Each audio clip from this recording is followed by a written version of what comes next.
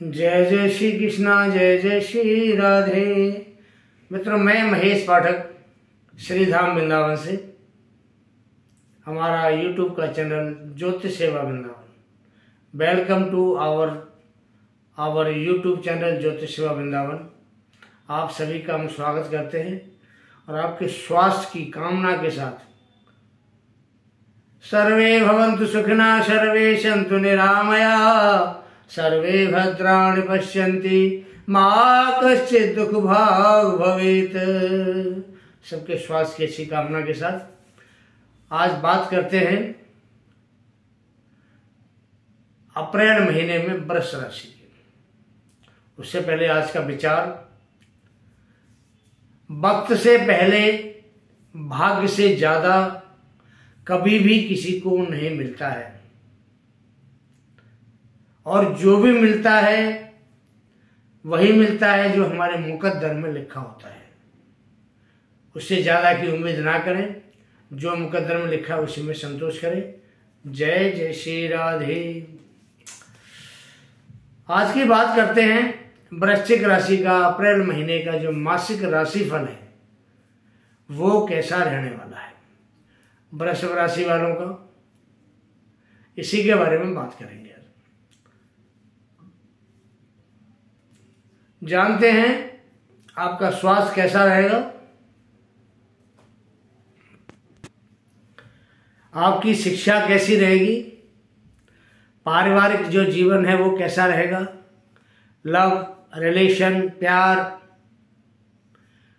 शादी विवाह, कुटुंब, रोग, भाग्य, कर्म, लाभ, आपके खर्चे, भाई बहन, माँ बाप, सबके बारे में जानकारी देंगे। इस महीने वृषभ राशि वालों के साथ कैसा रहने वाला है। वीडियो को अंत तक देखें। वीडियो के अंत में बताएंगे आपको कुछ उपाय जो आपकी दिनचर्या में आपके बहुत ही काम आने वाले हैं। इस चीज का ध्यान रखें, उपाय भी आपको मिलेंगे। आपकी राशि के स्वामी शुक्र महीने की शुरुआत में मेष राशि में विराजमान है, लेकिन 6 अप्रैल को अपनी राशि, स्वयं की राशि वृषभ राशि में उनका गोचर होगा। और ग्रहों की स्थिति के बारे में बात करें, मेष राशि में महीने की शुरुआत में शुक्र, राहु और बुध का युति बनी हुई है। 11th हाउस में गुरु सूर्य की युति बनी हुई है। 10th हाउस में शनि देव बैठे हैं और वृषभ राशि से पंचम षष्ठ भाव में छठे घर में 6th हाउस में केतु महाराज बैठे हैं। और वृषभ राशि से 2nd हाउस जो हमारे परिवार का भाव होता है, धन का भाव होता है, कुटुंब का भाव होता है, उस भाव में मंगल देवता विराजमान। ग्रहों का डेफिनेशन है ये। अब शुक्र महाराज 6 अप्रैल को वृषभ राशि में आएंगे। सबसे ऊपर जहाँ राशि रखी होती है वहां पर बैठ करके ये मालव्य नाम का पंच महापुरुष योग बनाएंगे, जो बहुत ही अच्छा योग होता है, उत्तम योग होता है। इधर 10th भाव में शनि महाराज सस नामक पंच महापुरुष योग, जो बहुत ही श्रेष्ठ योग है, उसको बना के बैठे हुए हैं और राशि में शुक्रदेव बना रहे हैं। तो ये सबसे बड़ा एक राजयोग है शुक्र की राशि वृषभ वालों के लिए। 22 अप्रैल तक गुरु मीन में रहेंगे। 14 अप्रैल तक शनि सूर्य देवता मीन में रहेंगे और 14 अप्रैल को मेष राशि में उच्च का प्रभाव लेके परिवर्तन करेंगे। बृहस्पति भी 22 अप्रैल को मेष राशि में, मित्र राशि में, और शुक्र की जो राशि है वृषभ, इससे 12वें भाव में मित्र राशि में उनका भी गोचर होगा। अब बात करते हैं, आप वीडियो को जरा थोड़े ध्यान से सुनें कि जो चीज़ें आपको हम बताने वाले हैं ये पूरे महीने का आपके लिए एनालिसिस है कि पूरे महीने ग्रहों की दशा ग्रहों की स्थिति क्या रहने वाली है। ग्रहों की स्थिति आपको बता चुके हैं। महीने के शुरुआत में शुक्र 12वें घर में थे और जैसे ही 6 अप्रैल का दिन आएगा वो अपनी राशि में विराजमान हो जाएंगे। अपनी राशि शुक्र की राशि वृषभ राशि में विराजमान हो जाएगी। अब फर्स्ट हाउस में शुक्र का आना, अपने घर में आना एक बहुत बड़ी बात होती है। मालव योग बना के आना ये भी बहुत बड़ी बात होती है। और जो कोई ग्रह अपने घर में आता है या रहता है वो भाव बली होता है। तो स्वास्थ्य के लिहाज से अगर हम देखते हैं तो वृषभ राशि वालों को जो स्वास्थ्य है वो 6 अप्रैल के बाद बहुत ही अच्छा रहने वाला है, क्योंकि शुक्र ही वहाँ विराजमान है और बहुत अच्छा इनका स्वास्थ्य रहेगा। इनको किसी प्रकार की कोई स्वास्थ्य संबंधी परेशानी नहीं रहेगी। अब शिक्षा के भाव से बात करते हैं। पंचम भाव पर सूर्य और गुरु की दृष्टि भी है, परंतु जो स्वामी हैं यहाँ के बुध देवता हैं और बुध 12वें घर में 12th हाउस के अंदर विराजमान है। और वैसे भी बुध 12th हाउस के अंदर अच्छा प्रभाव देने वाला नहीं माना जाता है, क्योंकि राहु के साथ बैठा है, जड़त्व भाव बनता है, अच्छा भाव नहीं है। तो पढ़ाई लिखाई में एकाग्रचित्ता जो होती है वो नहीं बन पाएगी और मन थोड़ा परेशान रहेगा, विचलित रहेगा। तो जो बच्चे शिक्षा के लिहाज से आपको बात कर रहा हूँ, अब अप्रैल महीने में कहीं एग्ज़ाम या इंटरव्यू की तैयारी कर रहे हैं वो इसको मुलतवी कर दें और अगले महीने के लिए प्रोग्राम रखें, मई के लिए, क्योंकि ये महीना थोड़ा आपको कष्टदायक होगा। हो सकता है कि आप उसमें कोई एग्ज़ाम, इंटरव्यू या कहीं पे भी ऐसी जगह जाते हैं जहाँ कोई परीक्षा है तो हो सकता है इसमें आपको नाकामयाबी मिले, तो आप थोड़ा दिमागी रूप से भी परेशान हो जाएंगे। तो इस महीने छोड़कर अगले महीने के लिए करते हैं तो वो आपके लिए बहुत अच्छा रहेगा। बात करते हैं आगे पंचम भाव से, हम बात करते हैं लव, रिलेशन, प्यार, मोहब्बत। तो ये कपल्स के लिए बात हो रही है। तो पंचम भाव प्यार मोहब्बत का भाव है, बृहस्पति की दृष्टि है, बुध 12वें घर में बैठा हुआ है और 12वां घर जो होता है वो हमारे यहाँ खर्चे का भी है और साथ में सैया सुख का भाव होता है। पत्नी का जो प्राइवेट बेडरूम है उसका भी भाव होता है। अब पंचम भाव का मालिक सैया सुख में जाके बैठेगा तो निसंदेह बात है कि वो पति या पत्नी या प्रेम का उसके ऊपर खर्चा कराएगा। प्रेमी या प्रेमिका को इम्प्रेस करने के लिए अपना एक प्रभाव दिखाने के लिए ऐसे जो जातक हैं वो खर्चा करेंगे। और खर्चा करेंगे सिर्फ किस लिए कि अपनी इच्छा पूर्ति के लिए। अब इच्छा पूर्ति का स्वामी बृहस्पति है जो इच्छा पूर्ति के भाव में बैठा हुआ है और उसकी स्वयं की दृष्टि पंचम भाव पे आ रही है, तो इच्छा पूर्ति का बिल्कुल योग बनने वाला है। तो ऐसे जो जातक हैं प्यार में जो रहते हैं या कोई रिलेशनशिप में रहते हैं या कोई प्यार मोहब्बत करके आगे कोई अपना घर बसाना चाहते हैं, शादी संबंध की बात करना चाहते हैं, तो ये समय उनके लिए बहुत ज़्यादा उपयुक्त समय है। 22 अप्रैल तक वो अपने इस मकसद में कामयाब होंगे और हो सकता है उनके शादी संबंध की बात भी आगे बढ़ जाए और बन जाए। समय बहुत उत्तम है। 12 हाउस खर्चे का भाव है। बृहस्पति भी चेंज हो गए 22 अप्रैल को 12वें भाव में आ गए। सूर्य भी 14 अप्रैल को 12वें भाव में आ गए। अब सूर्य यहाँ बैठ करके उच्च का प्रभाव दे रहा है, लेकिन वृष राशि वालों के लिए कहीं ना कहीं थोड़ी सी दिक्कत पैदा करेगा। ऐसे जातकों के लिए थोड़ा सरकारी रूप से थोड़ा खर्चा बढ़ाएगा। हो सकता है कहीं आपकी गाड़ी का चालान हो जाए, कहीं आपको कहीं जुर्माना भरना पड़ जाए, तो सूर्य के बैठने से ये प्रभाव होगा।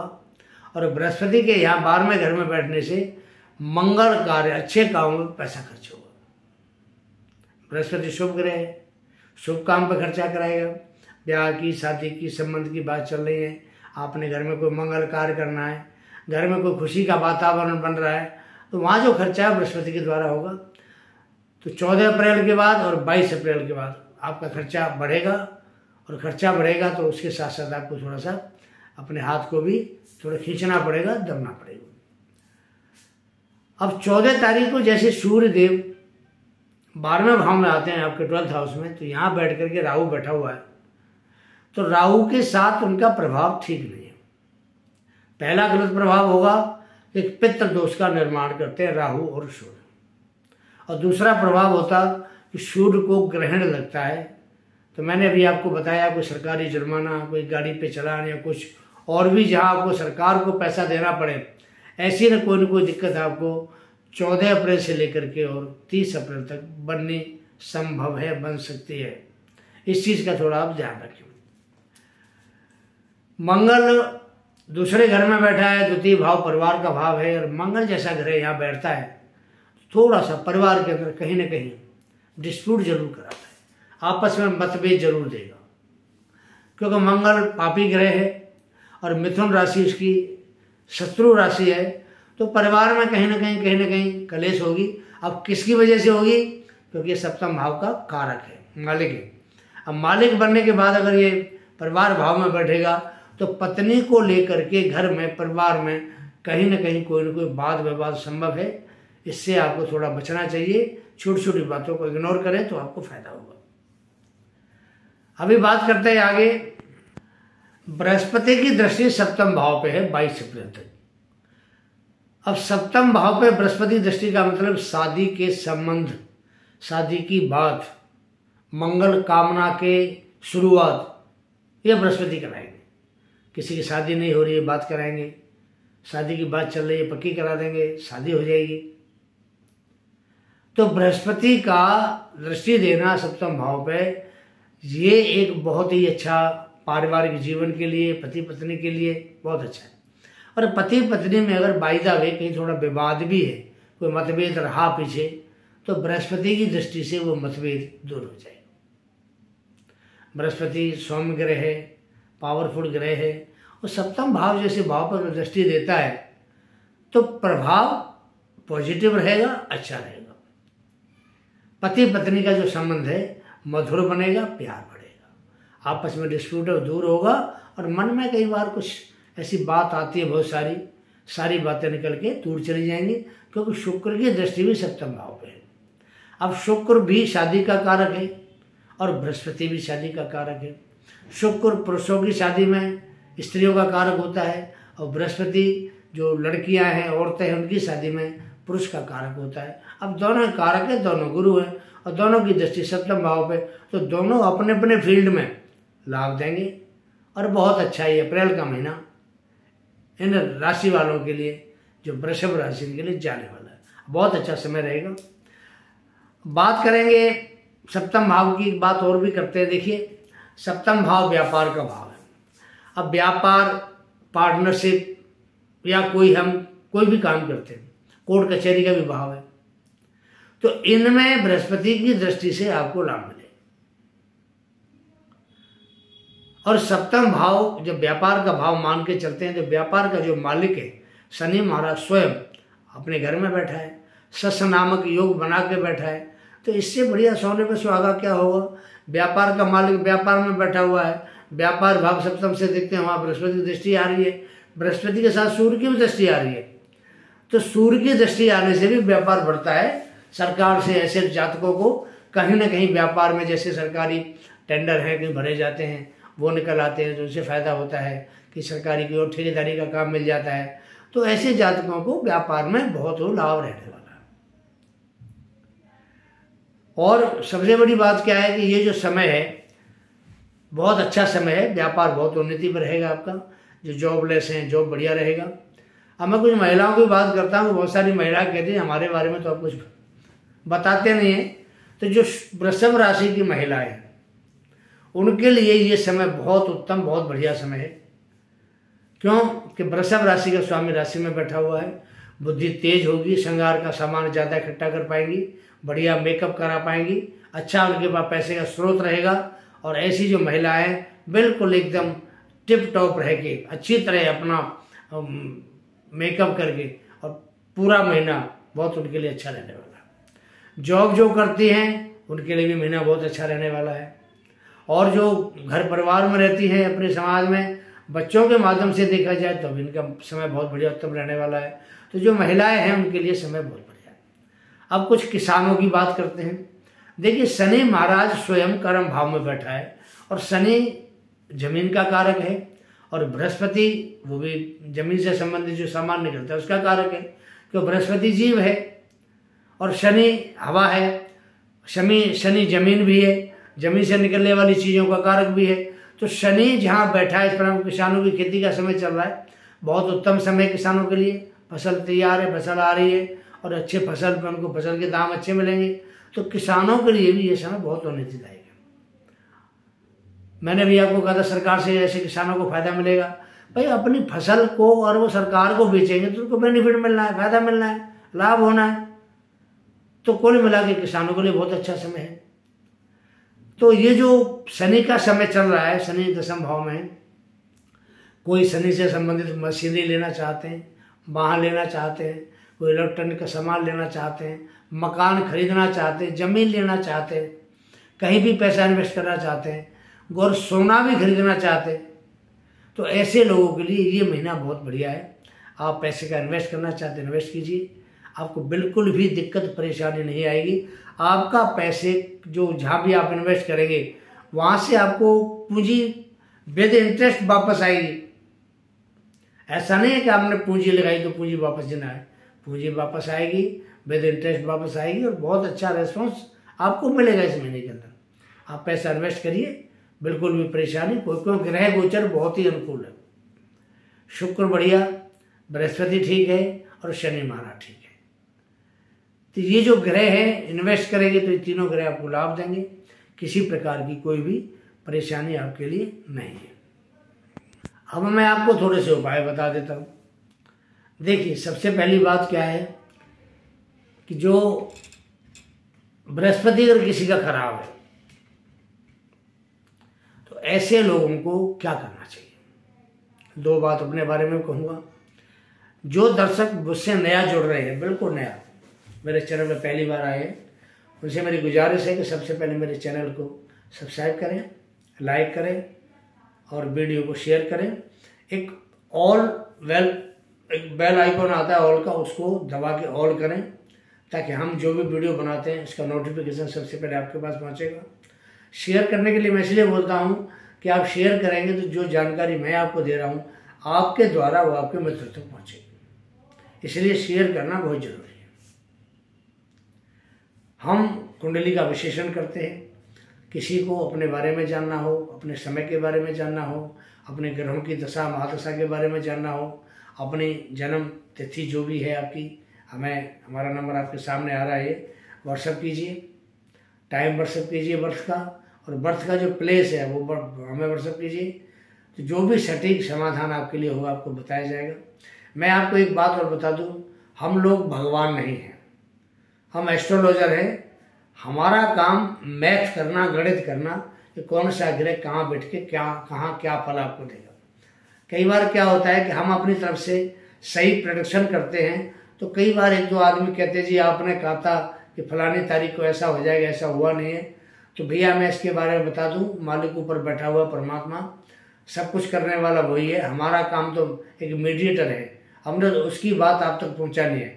अगर आपका कोई काम नहीं होता तो आप परमात्मा से अपनी अरदास लगाइए कि आपका काम क्यों नहीं हुआ, और वही मालिक आपका काम पूरा करेगा। हम आपका काम पूरा नहीं कर सकते, हम सिर्फ आपको रास्ता दिखा सकते हैं, रास्ता चलने के लिए कि ये रास्ता पे इस पे चलिए, और परमात्मा चाहेगा तो आपका भला होगा। हो ये वही जो राम रचे राखा, हमारे कहा है तुलसीदास बाबा ने, हो ये वही जो राम रचे राखा और कोकर तर्क बढ़ा वही शाखा। तो भगवान को जो मंजूर है वही होता है, हम कुछ नहीं कर सकते इस मामले में। हमारा काम गोचर देखना और उसके हिसाब से जो ग्रह है, ग्रहों की चाल क्या है, ग्रह कहाँ बैठ के क्या फल देगा, उसका जो परिणाम क्या होगा वो आपको बताना। अब परिणाम कम मिले ज़्यादा मिले उसका मालिक ऊपर वाला है, वो जाने, उसकी मर्जी। इसके लिए तो मैं भी आपसे माफ़ी चाहता हूँ। अगर कोई ज्योतिषी ये कहे जी मैं भगवान हूँ तो ऐसे ज्योतिषी को मेरा प्रणाम है, पर बाकी हम भगवान नहीं, हम तो एक मीडिएटर हैं, और मीडिएटर के हिसाब से ही आपको रास्ता दे सकते हैं। अगर आपका बुध खराब है तो हरी चीज़ का दान करें, गाय को हरा चारा खिलाएं। शुक्र आपका प्रभाव बढ़िया नहीं दे रहा है तो गुड़ और रोटी आप हर रविवार को गाय को खिलाएं। सूर्य अगर आपका ठीक प्रभाव नहीं दे रहा है तो लोटे के अंदर, जल के अंदर थोड़ी लाल रंग की रोली डाल के गायत्री मंत्र से सूर्य को आप अर्घ्य दें। और बृहस्पति अगर आपके अनुकूल नहीं है तो चने की दाल आप तोते को खिलाएं तो उससे आपका बृहस्पति शुभ हो जाएगा। इसके साथ ही आप इजाज़त देंगे। राधे राधे, जय जय श्री कृष्ण।